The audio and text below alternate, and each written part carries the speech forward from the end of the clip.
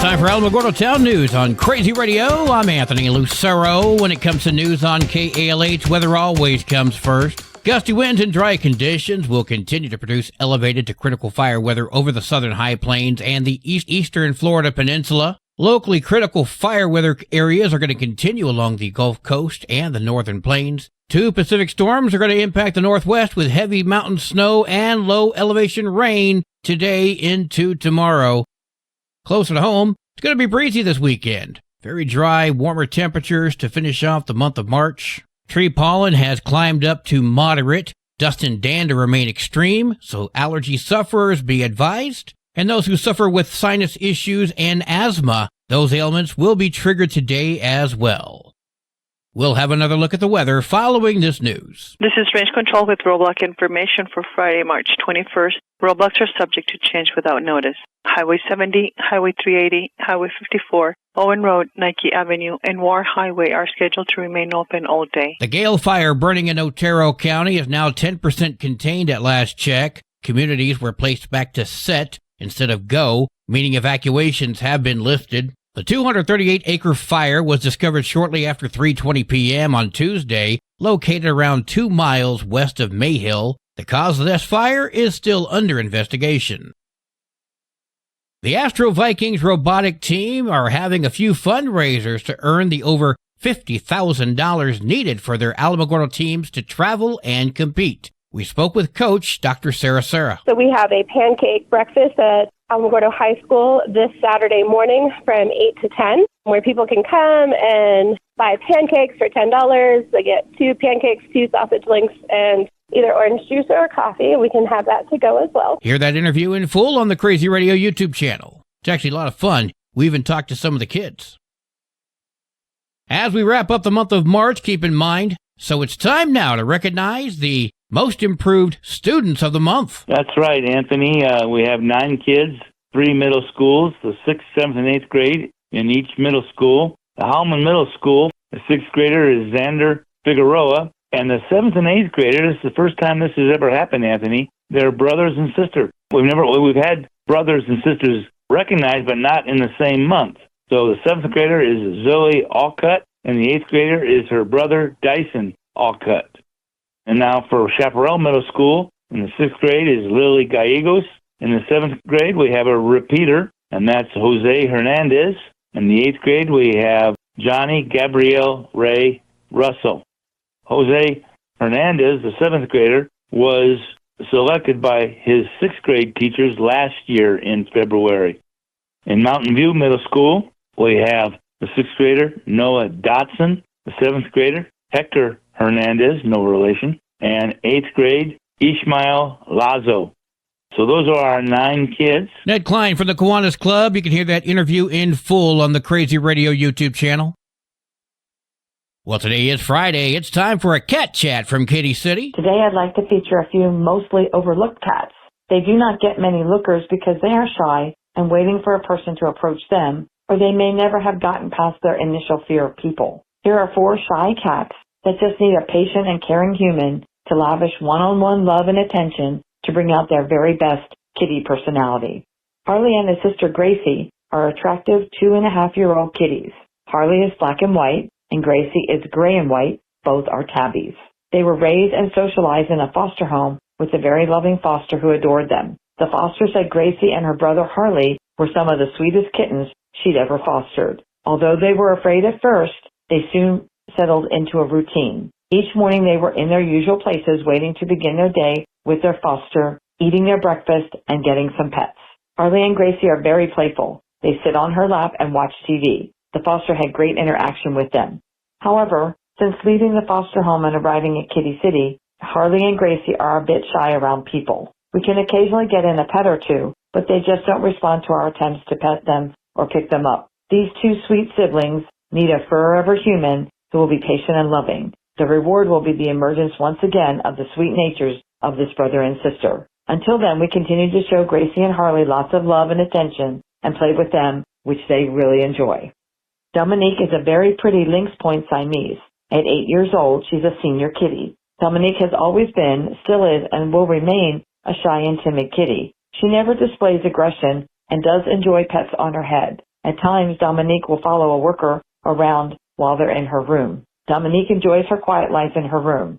She will always be shy, but she is precious and a sweetheart. She has the potential to be a loving pet in a quiet home with a set routine with one or two caring humans. Priya is a petite 6-year-old tortoiseshell and is an extremely shy little girl. She does come to the door of her room to greet familiar faces, which she sees often. But it is difficult to show her good side to someone who is a stranger to her. When she begins to trust, she enjoys being in laps and being petted.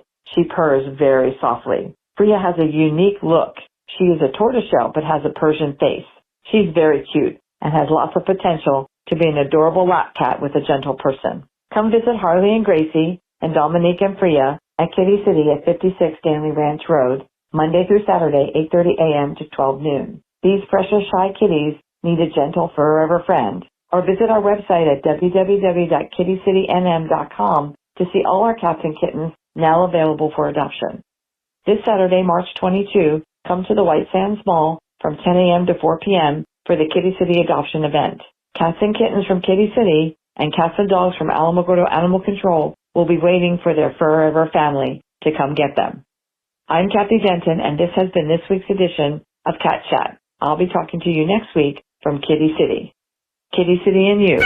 No one loves them better. News from around the state in just a moment. This is Alamogordo Town News on Crazy Radio. From basic to advanced computer repairs, it's GalacticGeeksPCRepair.com. Local business owned and operated by Greg Gutierrez. Available for on-site work from 9 to 6 daily. Installations, upgrades, even virus repair. For information, email Greg at GalacticGeeksPCRepair.com. Google IT support, professionally certified. Directory Plus is the right size book. It's the book if you need a phone book. That's what just one person has to say about Directory Plus. With its red cover, features, colorful yellow pages, and lots more, it's no wonder people all over use Directory Plus. It has so much more information. You can cross-check phone numbers or addresses or pretty much anything.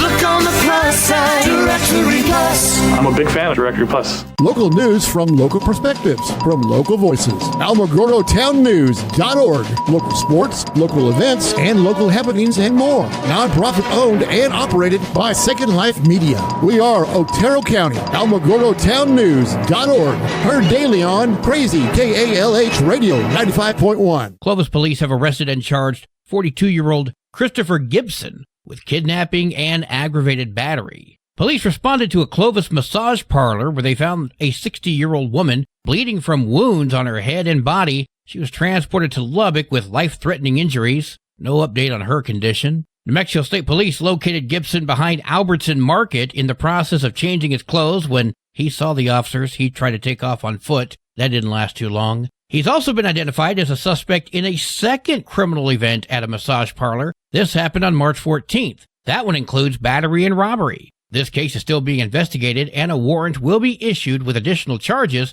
once the information is complete and reviewed by the 9th Judicial District Attorney's Office. As a result of Governor Michelle Lujan Grisham not doing jack spit to secure the southern border, President Trump is reportedly working on a plan to create a military buffer zone along the New Mexico border with the country of Mexico. The plan would turn a section of the border in New Mexico into a quasi-military installation, giving soldiers the right to detain migrants who illegally cross, in a similar vein to when civilians trespass onto military bases. The governor calls the plan to create a deportation buffer zone along the border a waste of resources and military personnel. Columbus Mayor Philip Skinner doesn't seem to be against it, though. He spoke with KRQE. We're already with Border Patrol and U.S. Customs and things like that. We're already kind of accustomed to being with lots of security or lots of patrol or lots of enforcement. He went on to talk about how the small border towns don't have the needed infrastructure or support to assist migrants that come across. So far, the Pentagon, Department of Homeland Security, and the White House have not officially commented on this plan, but in the last few days, more troops have been arriving along the border.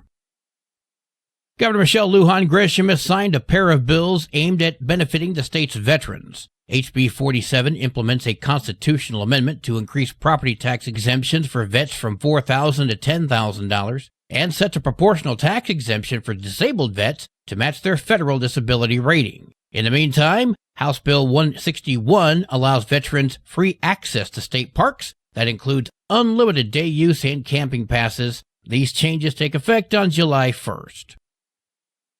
The recent end of a USDA program that helped connect local food banks with New Mexico's rural farmers is leaving many families vulnerable. If you think this issue doesn't impact you as an urban New Mexican, you might want to think again. Noel Dondero from the New Mexico Farm and Livestock Bureau joins us now to discuss how rural agriculture is intertwined with urban food security and why we all need to pay attention. Over the past few years, New Mexico has benefited from a USDA program designed to help food banks get fresh, locally grown produce to families in need. Recently, the program came to an abrupt end, leaving food banks scrambling to find new sources for the fresh produce they depend on to feed our state's most vulnerable populations. The end of this program is a serious blow to New Mexico's local food system. While this change may seem like it only affects farmers and rural communities, the ripple effect is being felt in cities like Albuquerque, Santa Fe, and beyond. Any disruption to this supply chain has a direct impact on the availability and affordability of fresh food in urban areas. It's crucial to support our rural farmers, advocate for programs that keep food systems connected, and recognize the role agriculture plays in feeding all New Mexicans, whether we live in the city or the country. Supporting agriculture is key to ensuring everyone in New Mexico, from Albuquerque to the smallest rural towns, has access to fresh, healthy food. This is Noel Dondero with New Mexico Farm and Livestock Bureau. Thank you. Sports and weather are coming up next. This is Alamogordo Town News on Crazy Radio. I'm Anthony Lucero. They are role models and educators.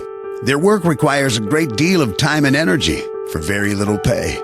Who are these unsung heroes? Thanks, Coach. Thanks, Coach. The simple truth about education-based athletics in New Mexico is this. Without a committed team of coaches and administrators, they just wouldn't be possible. School sports, they bring out the best in all of us. This message presented by the New Mexico Activities Association and the New Mexico Athletic Directors Association. There are 44 games for New Mexico softball today, including Cobre at Goddard and Chaparral at Tularosa. Wow! Go, Lady Cats! Alamogordo's doing double duty. This morning, it's Alamogordo at Bernalillo. Go, Lady Tigers! This afternoon, Alamogordo at Artesia. Go, Lady Tigers! There are 46 games for New Mexico baseball today, and that includes Clovis at Alamogordo. Go Tigers! Well, today is Friday. Let's see where the fish are biting, shall we? Alto Lake, fishing for trout was fair to good when using power bait. Bonito Lake, fishing for trout was very good when using green power bait. Bottomless Lakes, fishing for trout was fair to good when using white power bait and corn. Brantley Lake, fishing for bass was fair to good when using black and blue jigs. Carlsbad Municipal Lake, fishing for trout was good when using trout magnets and spinners. Elephant Butte Lake, fishing for catfish was good when using shad cut bait. Grindstone Lake, fishing for trout was very good when using chunky cheese power bait. Lake Van, fishing for trout was slow when using spinners. Oasis Park Lake, fishing for trout and catfish was slow when using corn.